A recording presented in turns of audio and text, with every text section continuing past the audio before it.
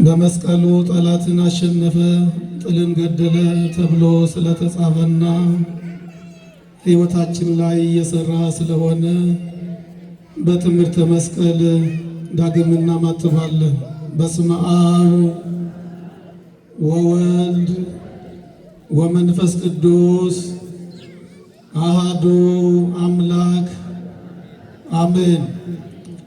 ክቡር አባታችን መላከ አርያም መንግሥቱ ዘለዓለም የደብረ ይድራስ ቅዱስ ጊዮርጊስ ቤተ ክርስቲያን አስተዳዳሪ፣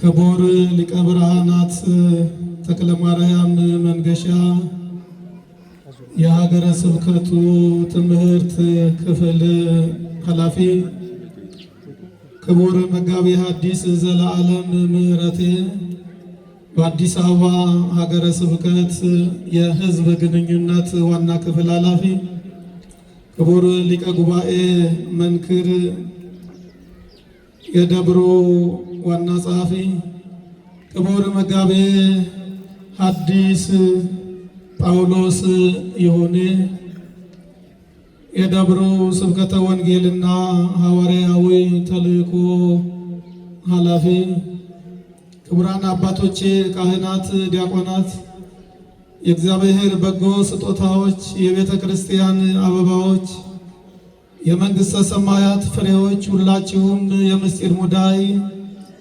የብርሃን መዝገብ በሆነችው በእናታችን በቅድስት ድንግል ማርያም ልጅ በጌታችን በአምላካችን በመድኃኒታችን በኢየሱስ ክርስቶስ ፍቅርና ሰላም እንደምን አደራችሁ? አሜን። ዛሬ ላይ ያደረሰን የአባቶቻችን አምላክ ስሙ የተመሰገነ ይሁን።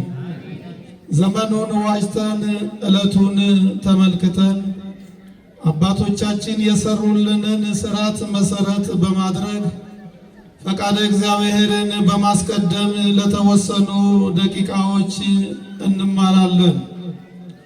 የትምህርታችን ርዕስ የሚሆነን ቃል ደግሞ ወይቤልዎ ዘአንተ ተዐርግ በአይቴ እንከ ንረክብ ዘከማከ የሚል ይሆናል። ጌታ ሆይ አንተ ስታርግ እንዳንተ ያለ ማንን እናገኛለን የሚል ይሆናል። ቃሉን የምናገኘው ቅዱስ ያሬድ በበዓለ ሃምሳው በዘመረው ዝማሬ ላይ ነው።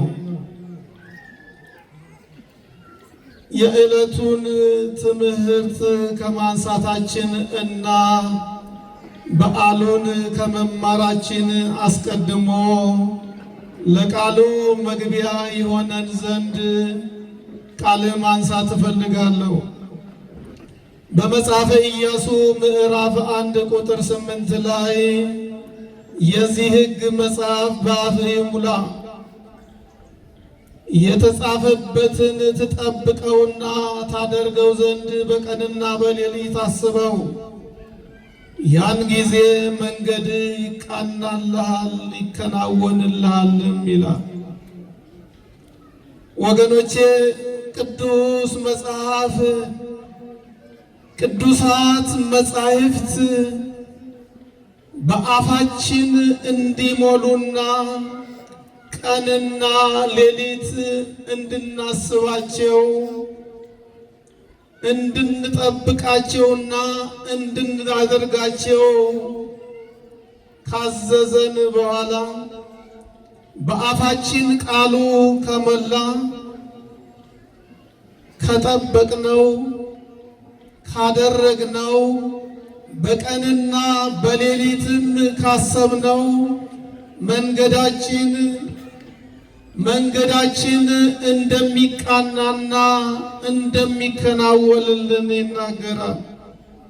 እንግዲያውስ ሁላችሁም እግዚአብሔር ሆይ ቀንና ሌሊት ቃልህን ማሰብ ይቅርና ቃልህን መጠበቅና ማድረግ ይቅርና አሁን እያስቀደስኩ እንኳ ወንጌል እየተማርኩ እንኳ እየዘመርኩ እንኳ ካህናቱ ፊት ተቀምጬ እንኳ ልቤ እየተከፈለ ሐሳቤ ወደ ቤቴ እየተመለሰ የቤት ሥራም እየሰራ ትምህርትህን በትክክል መከታተል ያልቻልሁ ምስኪን ነኝና እባክህን እግዚአብሔር ሆይ በልቤ ቃልህ እንዲቋጠር በአእምሮዬም እንዲጸነስ ሕሊናዬም ቃልህን መሸከም እንዲችል ዘወትርም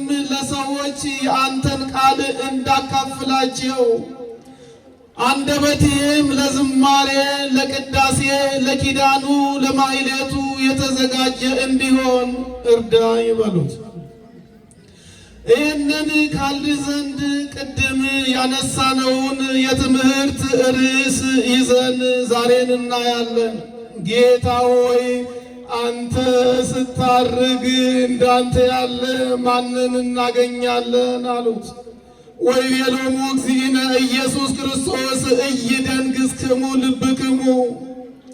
አንተ ስትለየን፣ አንተ ስታርግ፣ አንተ ወደ ቀደመ ክብርህ ስትመለስ፣ አንተ በአብ ቀኝ ስትቀመጥ እንዳንተ ያለ ማንን እናገኛለን?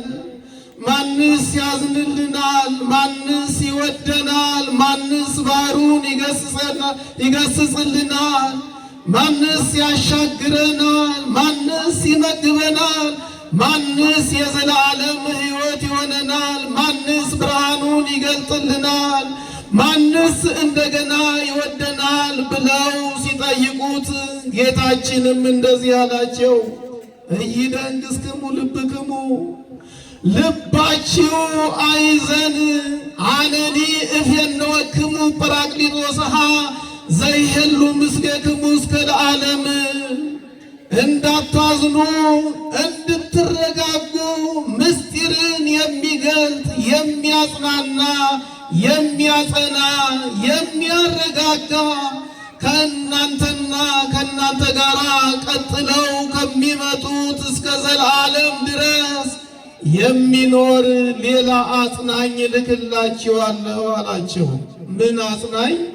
ሌላ አጽናኝ ዘሰረጸ እምአብ፣ ከአብ የሰረጸ በአንዲት መለኮት፣ በአንዲት ግዛት፣ በአንዲት ስልጣን ከራሱ ጋራ ከአብ ጋራ የነበረ ያለ የሚኖር እሱ ነውና አካል ያለው ለመሆኑን ለመግለጽ ሌላ አጽናኝ።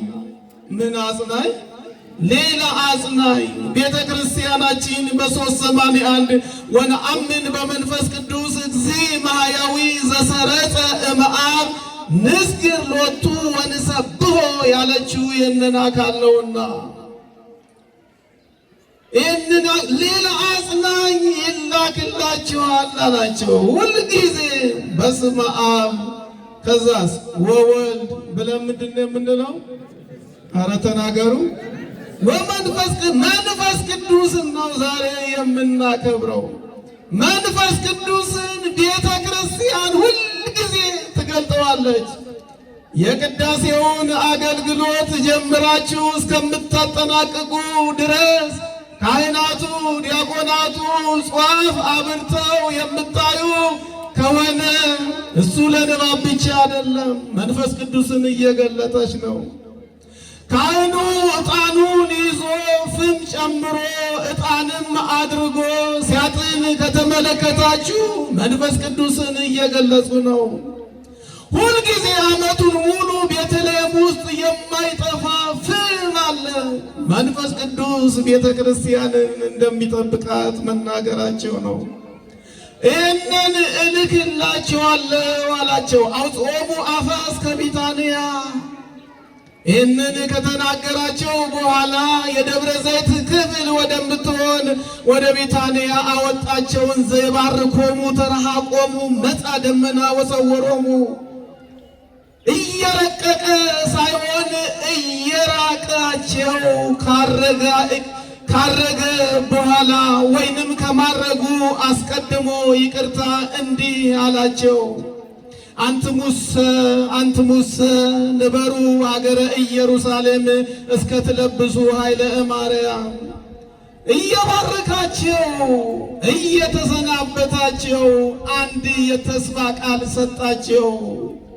ኃይልን እስከምትለብሱ ድረስ በኢየሩሳሌም በማርቆስ እናት ቤት ቆዩ አላቸው። ምን በሉ? ቆዩ አላቸው። ይህንን የተስፋ ቃል ከሰጣቸው በኋላ በተነሳ በአምሳኛው ቀን በአረገ በአስረኛው ቀን ወአመተ ፈጸመ በዓለ ጰንጠቆስጤ እንዘሃለው ኩሎሙ ህቡረ አሐተኔ። በዓለ 50 የተባለው ቀን በተጠናቀቀ ጊዜ አንድ ላይ ሳሉ አለ። ምን የተባለው ቀን በተፈጸመ ጊዜ? በዓለ 50 ቀን ነው። ምንድነው? ቀን ነው። አንድ ተብሎ 50 ድረስ የሚቆጠር ቀን ነው። 50 ቀን ሙሉ ግን የሚከበር በዓል ነበረ። በዘዳግም ምዕራፍ 23 ቁጥር 16 ላይ ስትመለከቱ እስራኤል ከግብፅ ነፃ የወጣበትን የፋሲካን በዓል ካከበረ ጀምሮ ለ50 ቀናት ሙሉ ገበሬው የዘራውን ዘር ከእሸቱ በቤተ መቅደሱ ካህናቱ ፊት እያቀረበ የሚባረክበት ቀን ወይንም ቀናት ስለነበሩ እነዚህ 50 ቀናት ሙሉ በደንብ ስሙ። 50 ቀናት ሙሉ በኦሪት ገበሬዎች ከዘሩት ዘር ቀዳሚውን እሸቱን በካህናቱ ፊት እየቀረቡ የሚመሰገኑበት በዓል ቀድሞ ነበረ። ከፋሲካ እስከ መቼ? እስከ ትንሣኤ። ከአይሁድ ፋሲካ እስከ 50ኛው ቀን ድረስ የአይሁድን ፋሲካ ራሱ ፋሲካችን ሆኖ ክርስቶስ ፋሲካን ትንሣኤ አደረገው። በዓለ ሰዊትን ደግሞ 3000 ሰዎችን ለራሱ ሰብስቦ በዓለ ሰዊትን የራሱ የመንፈስ ቅዱስ በዓል አደረገው። ስለዚህ በዓለ 50 ማለት 50ዎቹ ቀናት ናቸው። በዓል የተባለው ደግሞ 50 ቀናት ሙሉ ነፃ የወጡበትን ፋሲካን ትንሣኤ አድርገው የሚያከብሩት በዓል ስለነበረ ነው። ፋሲካ በትንሣኤ፣ በዓለ ሰዊት በበዓለ ጰራቅሊጦስ ተቀየረ። በዓለ ጰንጠቆስጤ ማለት ሌላ ምንም ትርጉም የለው። በዓለ 50 ማለት ነው። እስኪ ተናገሩ። ጰንጠቆስጤ ማለት ምን ማለት ነው? በዓለ 50 ከአንድ ቀን ጀምሮ እስከ 50 ድረስ ያሉ ቀናት በዓለ ምን ይባላሉ? ጰንጠቆስጤ ይባላሉ። ለዚህ ነው ተፈሲ ማርያም በተባለው ድርሰት ላይ መዋዕለ ዕረፍት አንቲ ማርያም በዓለ ጰንጠቆስጤ፣ እመቤታችንን ዕረፍታችን አንቺ ነሽ ለማለት ጰንጠቆስጤ ይላል። በይህ ቀን በተፈጸመ ጊዜ አንድ ሆነው ሳለ ምን ሆነው ሳለ? አንድ ሆነው ሳለ ዛሬ እንደ ቤተ ክርስቲያን የጎደለን ይህ አንድነት ነው። ዛሬ እንደ ኢትዮጵያ የጎደለን ይህ አንድነት ነው። ከውስጥም ከውጭም ስትታዩ ታስፈራላችሁ።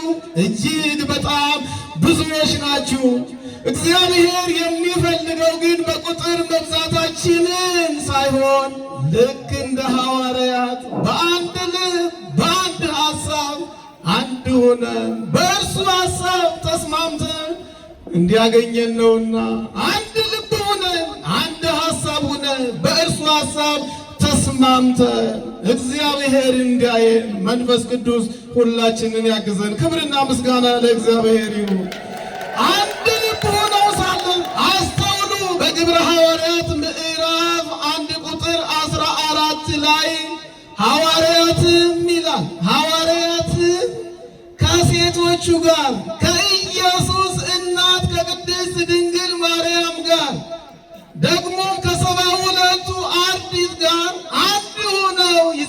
ነበረ ይላል። አንድ የሚያደርግ ነገር እኮ አልነበራቸውም። አስተውሉ።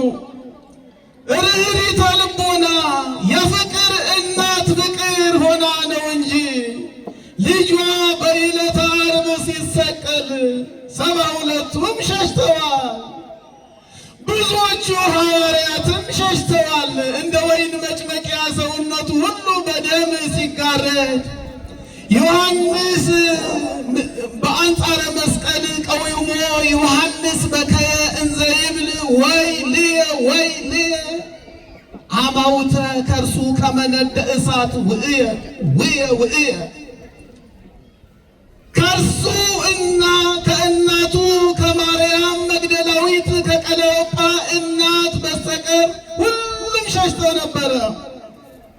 ያኔ ልጄ ያን ሁሉ መከራ ሲቀበል ትታችሁት ሸሽታችሁ ነጠላችሁን እንኳ ሳይቀር እየወረወራችሁ ስትሄዱ ከእናንተ ጋር ማንስ ይጸልያል አላለችም።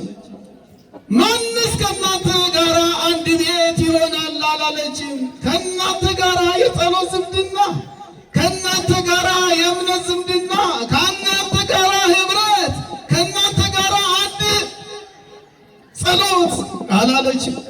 ልክ እንደ ልጇ እሷም ይቅር ባይ ናትና በመስቀሉ ትተውት ከሸሹ ሐዋርያት ጋር ሰብአ አርድእት ጋር ቅዱሳት አንስት ጋር እናት ሆና አብራ ትጸልይ ነበረ። አይዟችሁ፣ ትናንትና በብዙ ነገር ርቀን ይሆናል፣ በድለነው ይሆናል፣ አኩርፈን ርቀን ይሆናል። ከኛ ይልቅ እነርሱ የይቅርታ መሰረት ናቸውና እናታችን ጸሎታችን ታሳርግልናለች፣ እሱ ደግሞ ይቀበልልናል። ክብርና ምስጋና ለእግዚአብሔር ይሁን። ይህ ሆኖ ሳለ ግብተ መጻ እምሰማይ ድምፅ ከመ ድምፀ ነፋሰ አውሎ ወመላ ኩሎ ቤተ ወነበረ ዲቤሆሙ። አንድ ሆነው እየጸለዩ ሳለ ተመልከቱ፣ አንድ ልብ ሆነው ሳለ አንድ ሐሳብ ሆነው ሳለ ድንገት ከሰማይ ድምፅ መጣ ይላል። ድንገት ከምን መጣ? አረ ተናገሩ። ከሰማይ ድምፅ መጣ፣ ቤቱን ሁሉ ምን አለው? ሞላው። ወገኖቼ የኔና የእናንተን ቤት የሞላው ምን ይሆን? ከሰማዩ የመጣው ድምፅ ይሆን ቤታችንን የሞላው? ከሰማዩ የመጣው ይሆን ትዳራችንን የያዘው? ወገኖቼ ለመሆኑ ቴሌቪዥን ቻናሎቻችን ላይ ምንድነው የተሞሉት? በእጃችን በምንይዛቸው ሞባይሎች ላይ ከቁጥር በላይ የሆኑ ነገሮች አሉ። እነሱ ከሰማዩ ድምፅ የሆኑ ናቸው። ያ የሰማዩ ድምፅ ድንገት መጥቶ ሐዋርያት ሰብአ አርድእት ቅዱሳት አንስት የነበሩን ቤት ምን አለው? ሞላው። ምን አለው? ሞላው። ግን ምንድን ድንገት ነው የመጣው። አስተውሉ፣ ድንገት ነው። ድንገት ሕይወትም ነች፣ ድንገት ሞትም ነች፣ ድንገት በረከትም ነች፣ ድንገት ጉድለትም ነች፣ ድንገት አለመጥፋትም ነች፣ ድንገት መጥፋትም ነች፣ ድንገት ሐዘንም ነች፣ ድንገት ደስታም ነች፣ ድንገት ጊዜያዊም ነች፣ ድንገት ዘለዓለም ነች። ምን ማለት ነው? ድንገት መጣ ማለት ቀጠሮ አልሰጣቸውም ነበረ ማለት ነው። እየሰማችሁ ነው? ተስፋ ነው የሰጣቸው። ኃይል ወደ እናንተ ይመጣል ነው ያላቸው። አጽናኝ ወደ እናንተ ይመጣል ነው ያላቸው።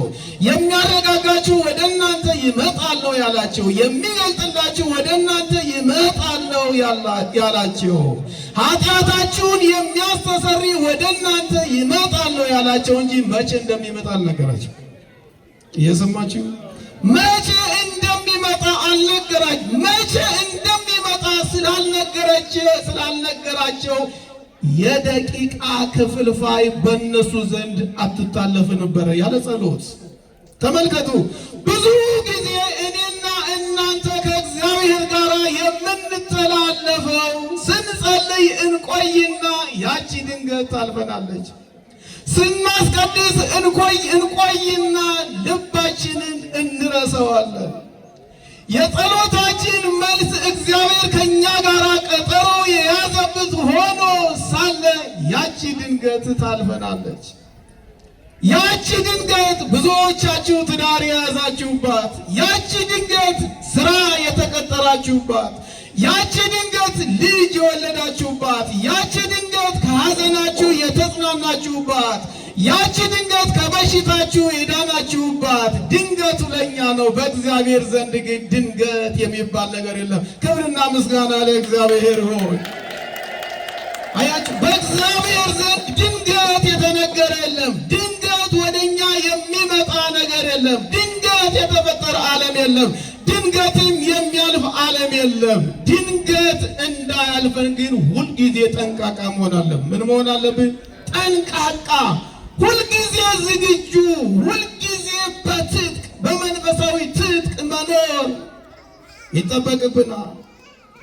መጻግብተ እምሰማይ ድምፅ ከመ ድምፀ ነፋስ አውሎ ወመላ ኩሎ ቤተ እለይነብሩ የነበሩበትን የተቀመጡበትን የሚጸልዩበትን ቤት ሁሉ ድምፁ እንደ አውሎ ነፋስ መልኩ እንደ እሳት የሆነ ቤታቸውን ምን ሞላው?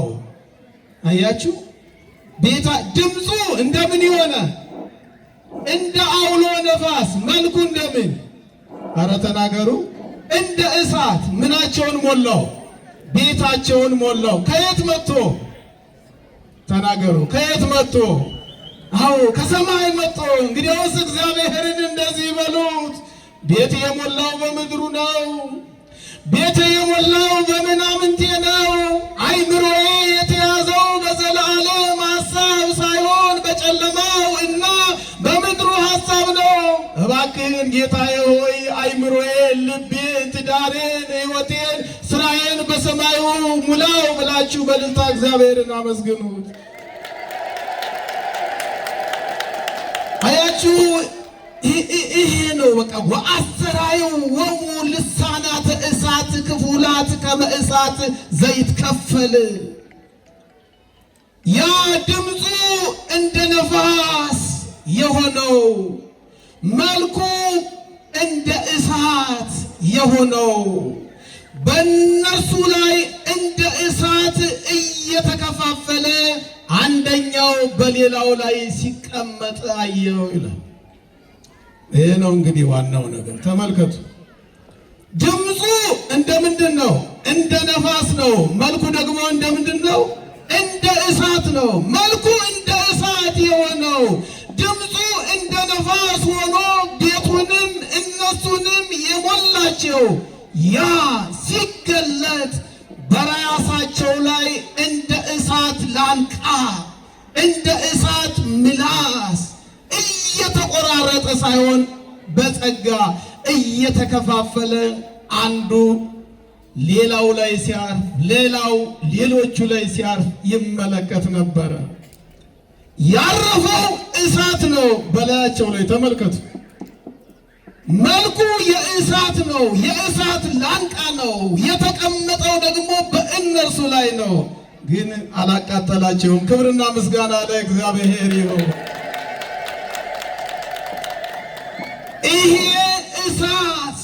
ይሄ የእሳት ላንቃ በላያቸው ላይ ካረፈ በኋላ ወተናገሩ በነገረ ሁሉ በሐውርት ባልተማሩት ባልተወለዱበት ቋንቋ ሁሉም መናገር ጀመሩ።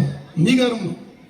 ምነው ይሄ ለኢትዮጵያ ቢገለጥ፣ ምነው ይሄ ለእኛ ቢሆን። ዛሬ ከቋንቋ የተነሳ አንዳችን ሌላውን ስናሳድድ፣ አንዳችን ሌላውን ስንገድል፣ አንዳችን ሌላውን ስናፈናቅል፣ ደግሞ ማፈናቅለን እነሱን ስንመጸውት ምነው ይሄ ቢገለጥልን እላለሁ።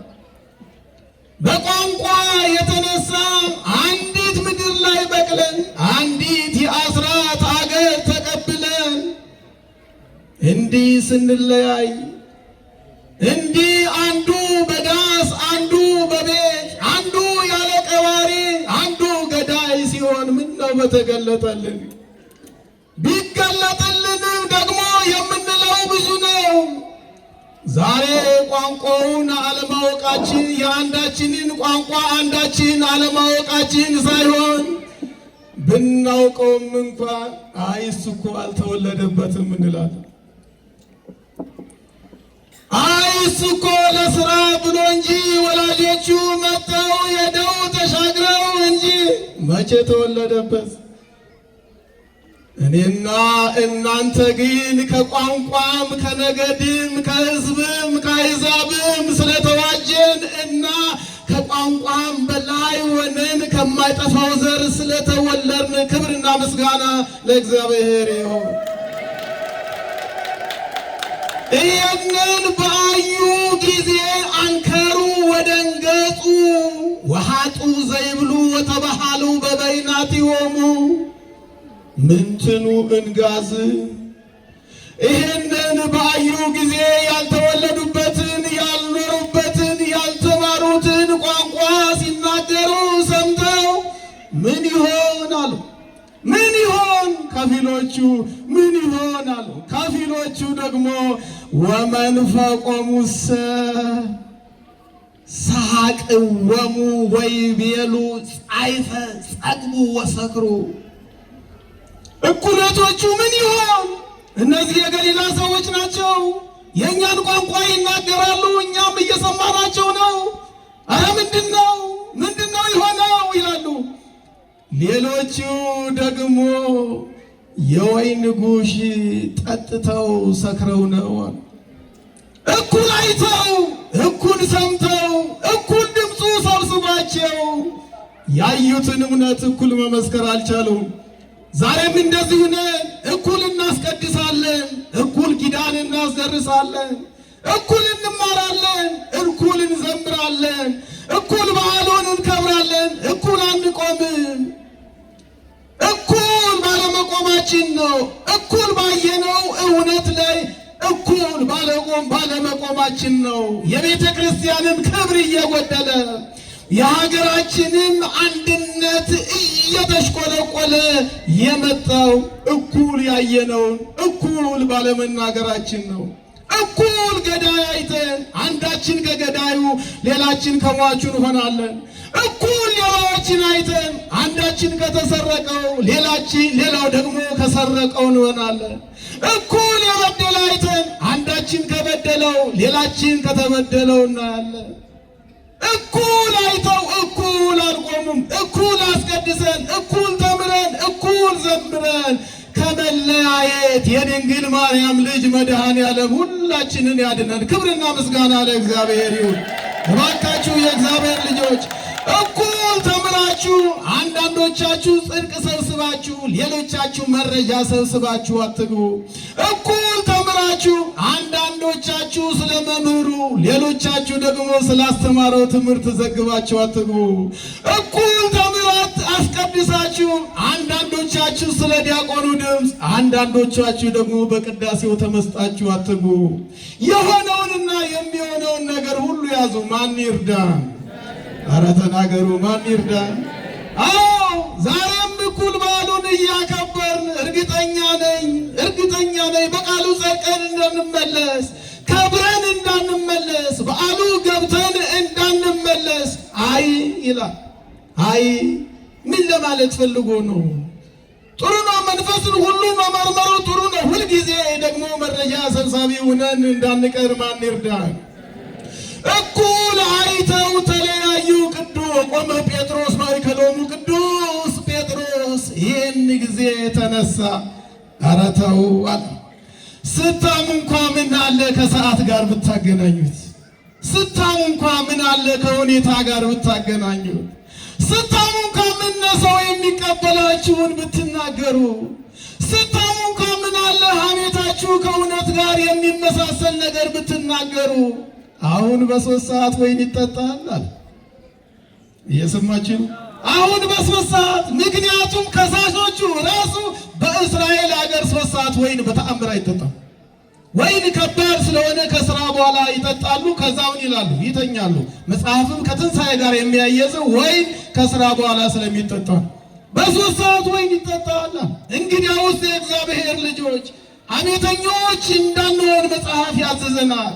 ነቀፌታና ነውርም በአንደበታችን፣ በልቦናችን፣ በአይምሮአችን እንዳይገኝ መጽሐፍ ያዘዘናል።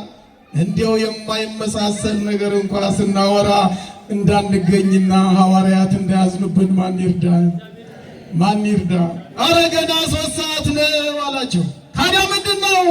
በኢዩኤል ምዕራፍ 2 ላይ የተጠቀሰውን ጠጥተው አይደለም?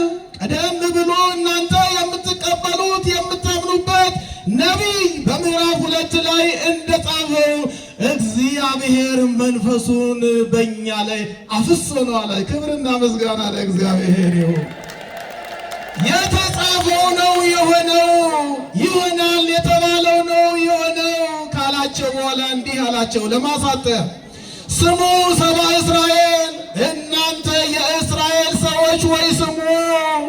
ተመልከቱ፣ የናዝሬቱ ኢየሱስ ክርስቶስ ስለናንተ መድኃን፣ ስለናንተ መመለስ፣ ስለናንተ ክብር የተገለጠ በተአምር በድንቅ በተአምር ስለናንተ በምልክት ስለ ሰው ልጆች ደግሞ በድንቅና በተአምር የተመላለሰ ነበረ።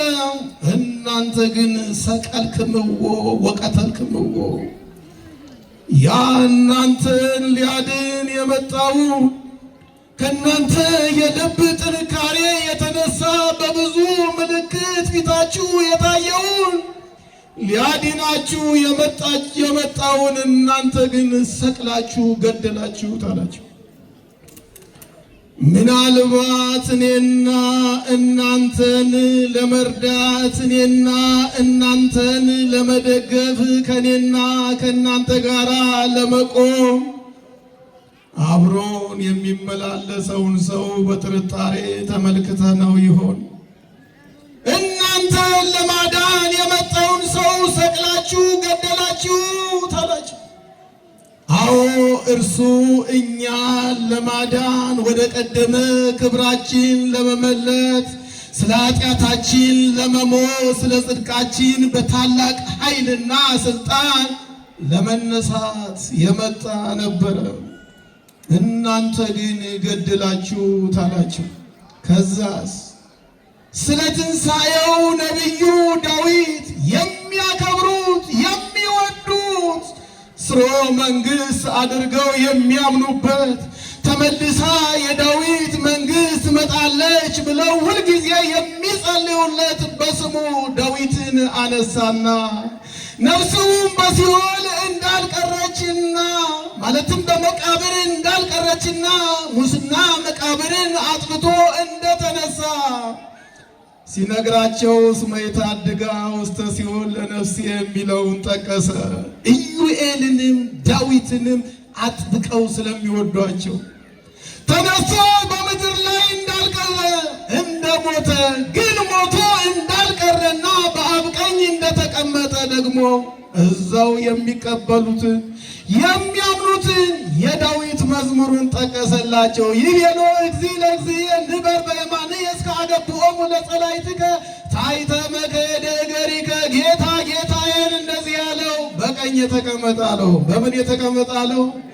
በቀኝ። ጌታ ያለው እግዚአብሔር አብን ነው። ጌታዬ ያለው ደግሞ እናንተ የሰቀላችሁትን የገደላችሁትን ሞት ይዘው ዘንድ ያልተነሳውን በምን የተቀመጠ አለው አለ። በቀኝ የተቀመጠ አለው። እስከ አገብኦሙ ለጸላእትከ ታሕተ መክሕደ እገሪከ። ራስ ክርስቶስ ነው።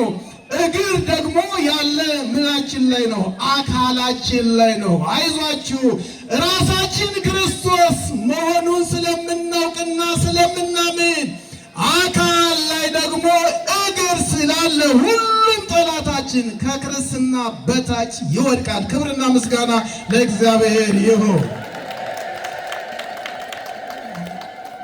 ግድ የለም ከፍ አድርጋችሁ አመስግኑት። ገብታችኋል? ግን ራስ የአካል ምንድን ነው? ዋና ነው። እግር ያለ ደግሞ ምን ላይ ነው? ራስ ላይ ነው ወይንስ አካል ላይ ነው? እኛ ደግሞ አካሎቹ ነን። ተመልከቱ፣ ጠላት ደግሞ ከእግር በታች ይወድቃል ማለት። ክብርና ምስጋና ለእግዚአብሔር ይሁን። አይዟችሁ።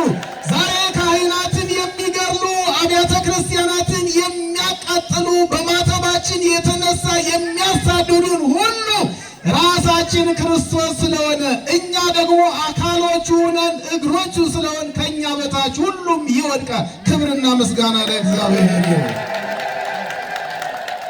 አያችሁ፣ ብዙ ተባዙ ያለው ይሄን ዕፀ በለስ የበላውን አዳም አይደለም። አስተውላችኋል? እየጨረስኩ ነው። ብዙ ተባዙ ያለው ዕፀ በለስ የበላው አዳምን ያልበላው አዳምን ነው። እሱ ሲሞት እንደ ወይን መጭመቂያ ሰውነት ሁሉ በደም ሲጋረድ በሕይወት ሞትን በትንሣኤው መቃብርን ሲያጠፋ ብዙ ተባዙ ያለውን ያን ያልጎደፈውን ያልቆሸሸውን በሰባት ሀብታት ሁሉ የበለጸገውን አዳም እንድንሆን ነውና ገና በወንጌላችን ገና በቅዳሴያችን ገና በሥርዓታችን ዓለምን ሁሉ እንሞላለን። ክብርና ምስጋና ለእግዚአብሔር ይሁን። ይህንን እመኑ። ዛሬ በቤተ ክርስቲያናችን በቻይና እንኳ ሳይቀር፣ በደቡብ ኮሪያ እንኳ ሳይቀር፣ በአረብ አገር ሳይቀር፣ በአውሮፓ ሳይቀር፣ በአሜሪካ እንኳ ሳይቀር ብዙ ተባዙ ያለው የመጀመሪያው ቃል በእኛ ላይ ይፈጸም ዘንድ ነው። እንሰፋለን። ክብርና ምስጋና ለእግዚአብሔር ይሁን። ዳዊት የተናገረለት ጌታ ዛሬ በቀኙ አለ። በመቃብር አትተዋትም ያለው ሞት ይዘው ዘንድ ስላልቻለ ተነስቷል። ይሄ ብቻ ያድነቃችኋል። እየጨረሱ ይሄ ያድነቃችኋል። እናንተ የእግዚአብሔር ልጅ ነኝ ብሏል ብላችሁ የገደላችሁት እግዚአብሔር ሆኖ ሳለ፣ እናንተ ጌታ አይደለም ብላችሁ የሰቀላችሁት ጌታ ሆኖ ሳለ፣ እናንተ ይህ ኢየሱስ ክርስቶስ አይደለም ብላችሁ የሰቀላችሁት ኢየሱስ ክርስቶስ ሆኖ ሳለ እመኑ አለ። እናንተ እግዚአብሔርን እናገለግላለን ብላችሁ የሰቀላችሁት አለ እግዚአብሔር ኢየሱስን አለ ጌታም ክርስቶስን አደረገዋል። ክብርና ምስጋና ለእግዚአብሔር ይሁን። ምን መሰላችሁ? ምን መሰላችሁ? አይሁድ እስራኤል ይህ የተወለደው ይህ የተሰቀለው ይህ የሞተው ትንሣኤውን ባያምኑ እንኳ ያረገው በአብ ቀኝ የተቀመጠው ይህ ኢየሱስ ክርስቶስ አይደለም ብለው ያምናሉ። አይ እሱ ነው ኢየሱስን ጌታም ክርስቶስን አደረገው ሲላቸው ያኔ ልባቸው ተነካ። አጥፍተናል፣ ለካን የሰቀልነው ጌታችን ነው፣ ለካን የሰቀልነው ክርስቶስ የሆነ ኢየሱስን ነው፣ ለካን የሰቀልነው መድኃኒታችን ነው፣ ለካን የሰቀልነው ሕይወታችን ነው፣ ለካን ያስወገድነው የእግዚአብሔር ሐሳብ የእግዚአብሔር ዕቅድ የእግዚአብሔር ዓላማ 5500 ዘመን ሲፈጸም የተፈጸመበትን ነው። ለካን የገደልነው መሲሐችንን ነው። ለካን መቃብሩን አትመን እንዳይነሳ የጠበቅነው አዳኛችን ነው ብለው ልባቸው ተነካ። መቼ ይሆን ልባችን የሚነካው? መቼ ይሆን ልባችን ለቃሉ የሚከፈለው? መቼ ይሆን ምን እናድርግ የምንለው? ሁሌ እንመራለን፣ ሁሌ እናስቀድሳለን፣ ሁሌ እንመላለሳለን። ግን እስካሁን ድረስ ምን እናድርግ ያሉ ሰዎች አጋጥመውኝ አያውቁም። ልባቸው ያ ድንጋይ የነበረው ጠጣር የነበረው አይነኬ የነበረው ሁልጊዜ ሊገሉ ሲመላለስ የነበረው ልቦናቸው ተነካ እና አባታችን ሆይ አሉት። ማንን? ቅዱስ ጴጥሮስ። አይገርምም? አንተ ከሱ ጋር ነህን ብለው ያባረሩት ጴጥሮስን አሁን አባታችን ሆይ አሉት። አይ ጊዜ፣ አይ መንፈስ ቅዱስ አያችሁ፣ አባታችን ሆይ ምን እናድርግ አሉት። ነው እንግዲያውስ አላቸው በሰቀላችሁት በገደላችሁት ሞት ይዘው ዘንድ ባልቻለው ሞቶ ባልቀረው በተነሳው አርጎ በክብሩ በቀኝ በአብ ቀኝ በተቀመጠው ስሙን እያነሳችሁ በአብ በወልድ በመንፈስ ቅዱስም ተጠመቁ አላቸው። ምን ማለት ነው? የገደላችሁት የኢየሱስን ስም እያነሳችሁ ስለተነሳ ስላረገ በክብሩ በቀኝ ስለተቀመጠ ስሙን እያነሳችሁ ተጠመቁ አላቸው። እሺ ያ እምቢ ይል የነበረው ገዳይ የነበረው ሰቃይ የነበረው አሳዳጅ የነበረው አሁን መንፈስ ቅዱስ በሐዋርያት ላይ ሲገለጥ ልባቸው ተነክቶ ምን እናድርግ ሲሉት ምን እንማረ? ያው እንደዚህ ነው የገባው ክርስቲያን፣ የተረዳ ክርስቲያን፣ ያወቀ ክርስቲያን፣ ልቡ ለቃሉ የሆነ ክርስቲያን ቀጥሎ ምን ልማር አይልም። ምንድን ነው የሚለው? ምን ላድርግ? እስኪ ሁላችሁም ጌታ ሆይ ምን ላድርግ በሉ። ኧረ ከፍ አድርጉና ምን ላድርግ በሉ። በቃ አሁን እሱ የሚመልስላችሁ ንስሐ ግቡ ብሎ ነው። ንስሐ ግቡ፣ ቅዱስ ሥጋውና ክቡር ደሙን እሱ ከመለሳችሁ ቅዱስ ሥጋዬን ክቡር ደሜን ተቀበሉ። ምክንያቱም ድካማችሁ በሕይወት ድካማችሁ፣ ጸሎታችሁ፣ ጾማችሁ፣ ቅዳሴያችሁ ሁሉ የዘላለም ሕይወት እንዲኖረው ማን ይርዳ? እግዚአብሔር ይርዳን። ያኔ 3000 ሰዎች በአንድ ቀን ተጠመቁ። ክብርና ምስጋና ለእግዚአብሔር ይሁን። አዎ እነዚህ የእግዚአብሔር እሸቶች ናቸው። እነዚህ የእግዚአብሔር ነዶች ናቸው። እነዚህ ቀዳሚያትና ቀዳሚያት ሆነው ለቤተ ክርስቲያን የቀረቡ እሸቶች ናቸው። በዓለ ሰዊት በበዓለ ጰራቅሊጦስ ገባ የምንለው እንደዚህ ነው። ክብርና ምስጋና ለእግዚአብሔር ይሁን። 3000 ሕዝብ በአንድ ቀን አመነ። ያሳመናቸው አንዲትን ሴት ፈርቶ ከሱ አይደለውም ብሎ ክርስቶስን የካደው ነው። አጽናኙ ሲመጣ፣ ከሳቹ ሲመጣ፣ የሚያረጋጋው ሲመጣ፣ የሚያበረታታው መንፈስ ቅዱስ ሲመጣ ቆሞ መስክሮ በአንድ ቀን 3000 ሕዝብ ለማን ማረከ? ለቤተ ክርስቲያን ማረከ። ታዲያ ዛሬ እኔና እናንተ ከዚህ በዓል ላይ ምንድነው የምናገኘው? ምንድነው የምንወስደው? ምንድነው የሕይወት ቁም ነገሩ ካላችሁኝ ምን ይላል ሐዋርያው ወይንም ደግሞ ቅዱስ ያሬድ? ይኩነነ አክሊለ መዊ ወረድኤት በረከቶሙ ለሐዋርያት። በሐዋርያት ላይ የወረደው የመንፈስ ቅዱስ ሀብት ሰይጣንን የምናሸንፍበትና የኃጢአት ጉድለታችንን በመንፈስ ቅዱስ ጸጋ የምናገኝበት በዓል ነው ይላል። እንግዲያውስ እንደዛ እንደ ሰዎቹ ምን እናደርግ እንድንል አጽናኝ ያጣን ሰዎች ደግሞ አጽናኝ እንዲኖረን፣ የሚያበረታታን ሰዎች ያጣን ደግሞ አበረታታች በ80 ቀናችንና በ40 ቀናችን እንዳገኘ በመረዳት መንፈስ ቅዱስ የሚጠላውን ኃጢአትን፣ በደልን፣ አመፅን ሁሉ ከሕይወታችን፣ ከትዳራችን፣ ከስራ ገበታችን ሁሉ አርቀን ከማኅፀነ ዮርዳኖስ ከአብራከ መንፈስ ቅዱስ መወለዳችንን በንጽህና ይዘን ቅዱስ ሥጋውና ክቡር ደሙን በልተን የዘላለምን ሕይወት እንድናገኝ ማን ይርዳን? የአባቶቻችን አምላክ ሁላችንን ይርዳን። የኔታ ጳውሎስ ቀደም ብለው ደውለው ና ስላሉኝ ነው የመጣው። እውነት ለመናገር መምህራን ሲያዝዙ እምቢ ማለት ደግሞ